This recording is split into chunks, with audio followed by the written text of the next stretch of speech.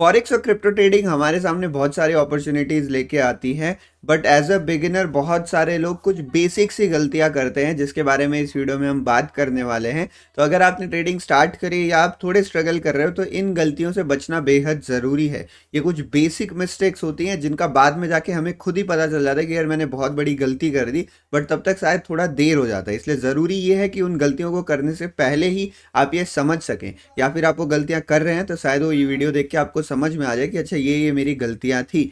तो इस वीडियो में हम उन 5 मिस्टेक्स के बारे में डिटेल में डिस्कस करेंगे। बिना किसी देरी के लेट्स बिगिन दिस वीडियो। नए हैं चैनल पे, ट्रेडिंग करते हैं, फॉरेक्स क्रिप्टो सीखना है, सब्सक्राइब कर सकते हैं। ज़्यादा टाइम वेस्ट आपका नहीं करूंगा। वीडियो पसंद आए तो लाइक कर दीजिएगा, सब्सक्राइब शेयर कर दीजिएगा। जिस पहली मिस्टेक के बारे में हम बात कर रहे हैं वो है trying out too many things. जब मैंने क्रिप्टो फॉरेक्स मार्केट स्टार्ट किया था ट्रेड करना, तो मेरे सामने बहुत सारे ऑप्शंस अचानक से आ गए थे। बिकॉज इंडियन मार्केट में जब हम ऑप्शन ट्रेडिंग करते हैं हमारे पास कुछ लिमिटेड इंडेक्स होते हैं कि आप निफ्टी में कर लो, बैंक निफ्टी में कर लो, स्टॉक्स में भी ट्रेड करने जा रहे हो तो कुछ आप एक वॉच लिस्ट बना लेते हो। बट जब आप क्रिप्टो फॉरेक्स ट्रेडिंग में आते हो तो पहली बार हज़ारों क्रिप्टो पड़े हुए हैं, इथीरियम, बिटकॉइन, ये वो बहुत सारे, वहाँ पर भी आपको ऑप्शंस मिल जाएंगे। आप जब फॉरेक्स में आते हो तो यहाँ पर भी मल्टीपल पेयर्स हैं। फिर आप कमोडिटीज में जाते हो, gold, US oil, natural gas, silver, आप ट्रेड करते ही रहो तो आपको यहाँ पर इंस्ट्रूमेंट्स ढूंढने में बहुत दिक्कत होती है। तो 1-1.5 महीने तो मुझे यही समझ में नहीं आ रहा था कि मैं किस पे लग के फोकस करूं, आखिर किसको मैं अपना टारगेट बनाऊं और उसको फिर मैं सीखूं। तो ये समझना बहुत ज़रूरी है कि जब आप कोई चीज़ें शुरू करते हैं तो आप बहुत सारी चीज़ें आप एक साथ नहीं कर सकते। अगर आपको लग रहा है कि यार मैं क्यों 2-3 चीज़ें सीखूं, क्यों किसी एक पे फोकस करूं, मैं सब पे फोकस करता हूं, जितने ज़्यादा इंस्ट्रूमेंट रहेंगे उतनी ज़्यादा मुझे अपॉर्चुनिटी मिलेगी, तो आप एक तरीके से गलत हो। और ये चीज़ आप बाद में जाके रियलाइज भी करोगे जब आप इधर उधर भटकने लगोगे। इधर अपॉर्चुनिटी मिल रही थी, ट्रेड लेने गया, वो अपॉर्चुनिटी हाथ से निकल गई, उसके चक्कर में इसको वॉच कर रहा था, ये भी मेरे हाथ से निकल गया। तो इन स्टार्टिंग में ये बहुत ज़रूरी होता है कि आप कुछ चीज़ें फिक्स करें कि मैं केवल इन्हीं चीज़ों पर ट्रेड करने वाला हूँ। तो मैं आपकी मदद कर देता हूँ इसमें। अगर आपको क्रिप्टो ट्रेडिंग करना है तो आप मेन कॉइन को पकड़ लीजिए, बीटीसी या इथीरियम। आप केवल इन्हीं दोनों को वॉच करिए, आप इनमें से किसी एक को भी कर सकते हो। जनरली दोनों सिमिलर मूव करते हैं, तो आप बिटकॉइन को भी वॉच कर सकते हो और केवल इसी में अभी ट्रेड करिए।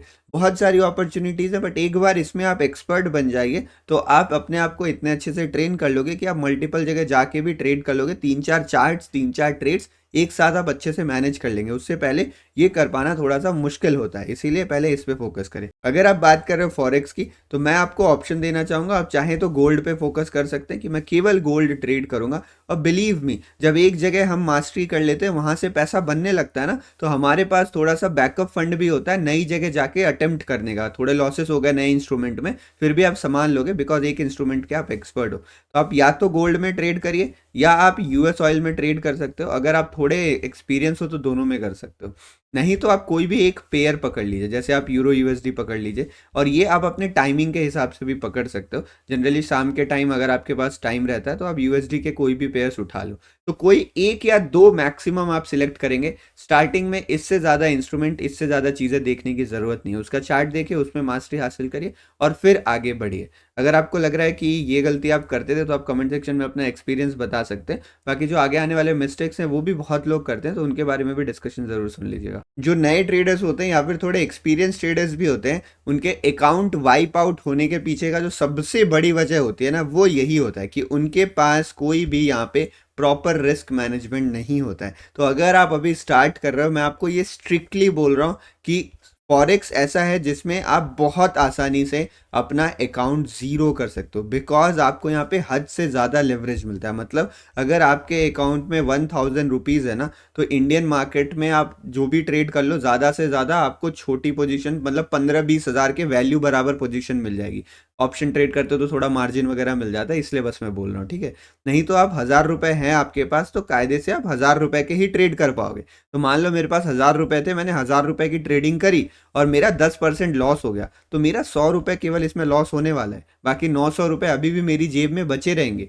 बट जब आप फॉरेक्स क्रिप्टो ट्रेडिंग में आते हैं तो यहाँ पर आपके सामने लेवरेज का ऑप्शन आ जाता है। लेवरेज मतलब आपका पैसा, मतलब आपकी जितनी औकात है, जितने आपके पास मार्जिन अमाउंट है, उससे कई गुना ज़्यादा बड़ी पोजीशन आप बना सकते हो।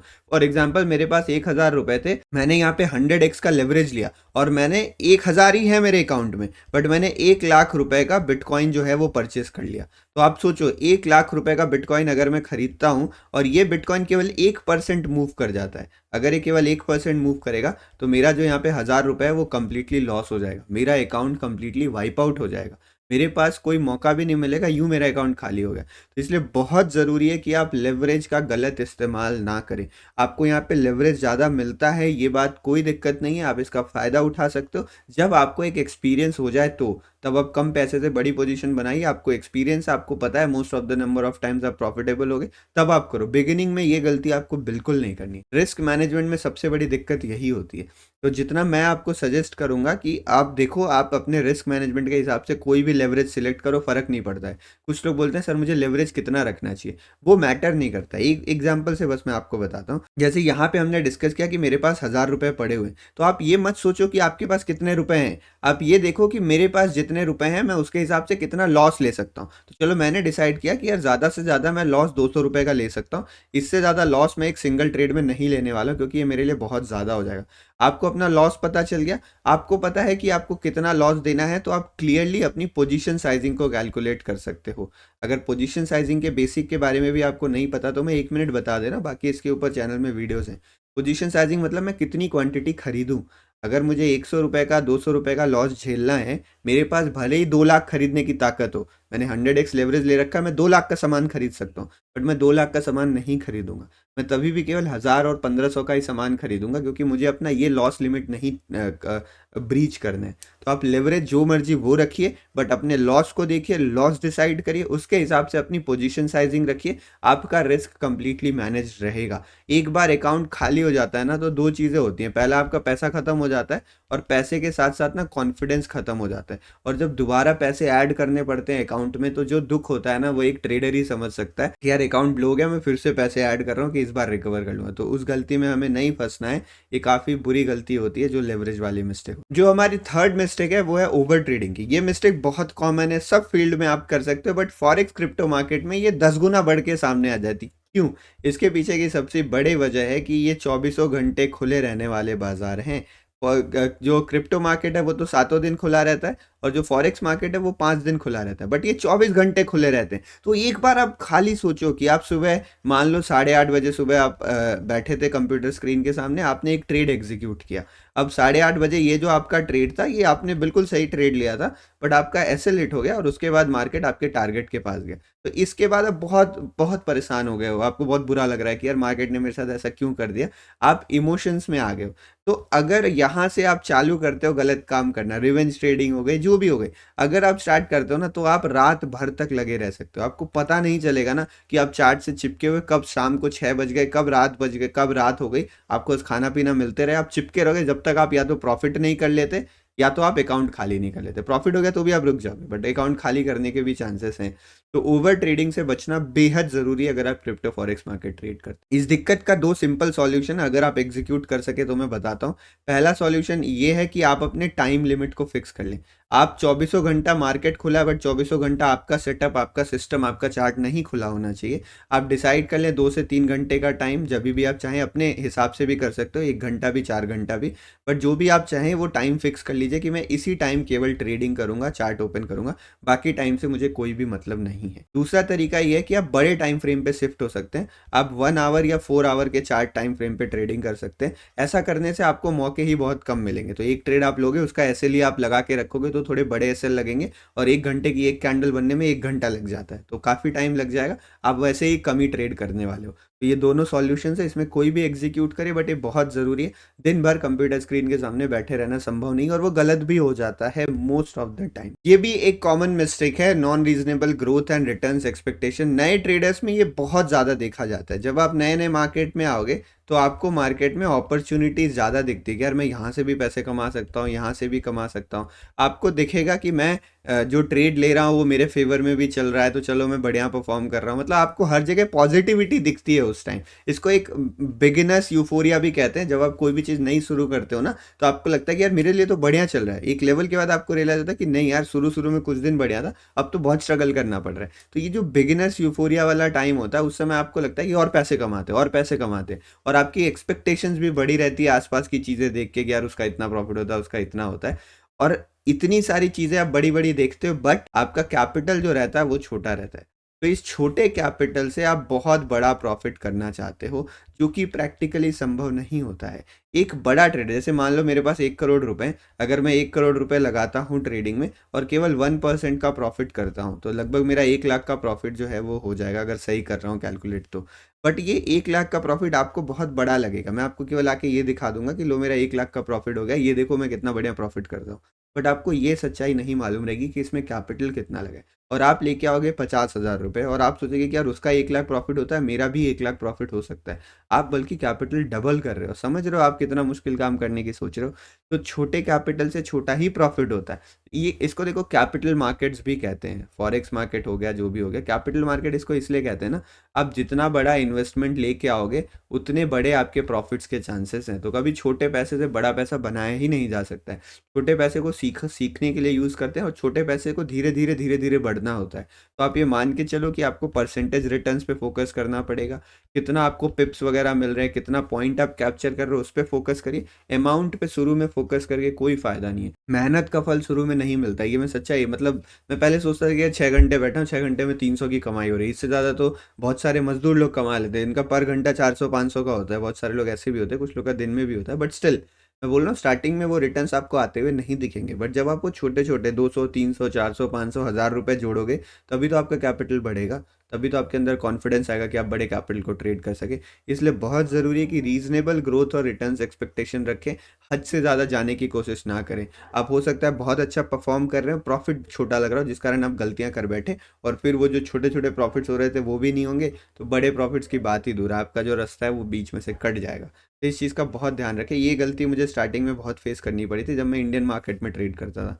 फॉरेक्स मार्केट में मुझे ये लर्निंग पहले से मिली हुई थी, तो मुझे पता था छोटे से ही स्टार्ट करना है, धीरे-धीरे चीज़ें और बढ़िया होती जाएँगी। फिफ्थ पॉइंट में हम कुछ साइकोलॉजिकल और जनरल मिस्टेक्स के बारे में बात करेंगे, जिसमें मैं कुछ-कुछ चीज़ें बताना चाहता हूँ। पहला चीज़ है कि अगर आप बहुत ज़्यादा रिलाय कर रहे हो ऑन टिप्स एंड कॉल्स, ये सारी चीज़ें कि आपको कहीं से कोई शॉर्टकट मिल जाए, तो देखो shortcut can work few times, कुछ समय वो काम कर जाता है, बट शॉर्टकट से आप कभी कुछ सीखते नहीं हो, ठीक है? तो आप अगर कोई ऐसी सर्विस ले भी रहे हो, कुछ कर भी रहे हो, तो ये ध्यान रखें कि आपकी लर्निंग उसके साथ बढ़ रही है। मतलब आपको कोई सजेस्ट कर रहा है, तो आप जानना चाहोगे अरे क्यों? क्यों ये ट्रेड हो रहा है? लाइव स्ट्रीम में कोई ट्रेड चल रहा है, तो क्यों ये ट्रेड किया गया? आप समझ रहे हो ना? केवल रिजल्ट्स देखने से फ़ायदा नहीं है कि यार मेरा तो प्रॉफिट हो गया, क्या फ़र्क पड़ता है? मेरा लॉस हो गया तो उसको बोल के दूसरे के पास चले जाओ। उससे नहीं, आप इस पे फ़ोकस करें कि आप वजह जान पा रहे हैं, आप समझ पा रहे हैं कि वो चीज़ें क्यों हो रही है, ताकि जो लर्निंग है वो आपको मिलते रहे, अलॉन्ग विद जो भी हेल्प आपको मिल रही है, तो वो चीज़ ध्यान रखना काफ़ी ज़रूरी है।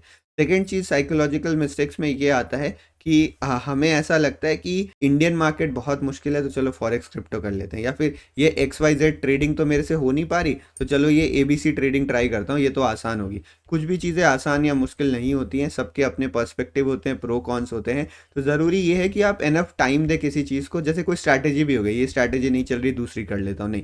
आप किसी एक स्ट्रैटेजी को फाइनलाइज़ करें तो उसको इनफ टाइम दें, उसको वक़्त दें, ताकि आप समझ पाएँ कि अच्छा ये इस वजह से नहीं चल रही है। जब आपको ये समझ में आ जाए कि ये स्ट्रैटेजी इस वजह से काम नहीं कर रही है, तो आप देखो कि मैं वो वजह हटा सकता हूँ या नहीं हटा सकता हूँ। अगर आपको लगे नहीं यार this thing can not be removed, तो ये स्ट्रैटेजी शायद उतनी रीज़नेबल नहीं है जितनी मुझे शुरू में लग रही थी, इसलिए मैं छोड़ देता हूँ। बट वहाँ उस पॉइंट तक पहुँचने के लिए आपको एक टाइम देना पड़ेगा, 1 आध 2-3 महीने का। आप बार-बार चीज़ें जंप करते रहोगे तो you will have zero experience, आपके कोई एक्सपीरियंस बिल्ड नहीं हो पाएँगे। आप खाली स्ट्रैटेजीज़, इंस्ट्रूमेंट्स ही खोजते रह जाओगे। तो अगर किसी चीज़ में एक्सपर्टीज़ हासिल करनी होती है तो टाइम हमें देना पड़ता है। इसलिए इन सारी चीज़ों का ध्यान रखिएगा और आई होप आप यहाँ पर बच जाएँगे। Thank you everyone for watching. मैं चाहूँगा कि कमेंट सेक्शन में अगर कोई और भी मिस्टेक्स है जो आपने की हो, अगर आपने उससे सीखा होगा, तो उसको भी आप कमेंट सेक्शन में ज़रूर लिखिएगा। बाकी लोगों से काफ़ी मदद हो जाएगी।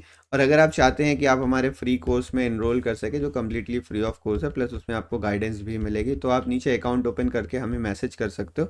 जो हमारा पुराना व्हाट्सएप नंबर था 8376949636, उसके साथ-साथ कुछ प्रॉब्लम चल रहा है। मतलब देखो बहुत सारे लोगों के मैसेज आते हैं, हमें रिप्लाई करना पड़ता है। तो उस रिप्लाई और उसमें फ्रीक्वेंसी बहुत ज़्यादा बढ़ने से व्हाट्सएप बार-बार उसे बैन कर देता है। तो कुछ दिक्कत आ रही है, टीम सॉल्व करने की कोशिश कर रही है।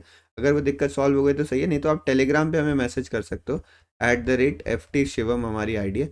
वहाँ से भी आपको रिप्लाई मिल जाएगा और हमारी टीम आपको असिस्ट जो है वो कर देगी। Thank you for watching the video. मिलते हैं ऐसे किसी अगले वीडियो में। बहुत-बहुत धन्यवाद।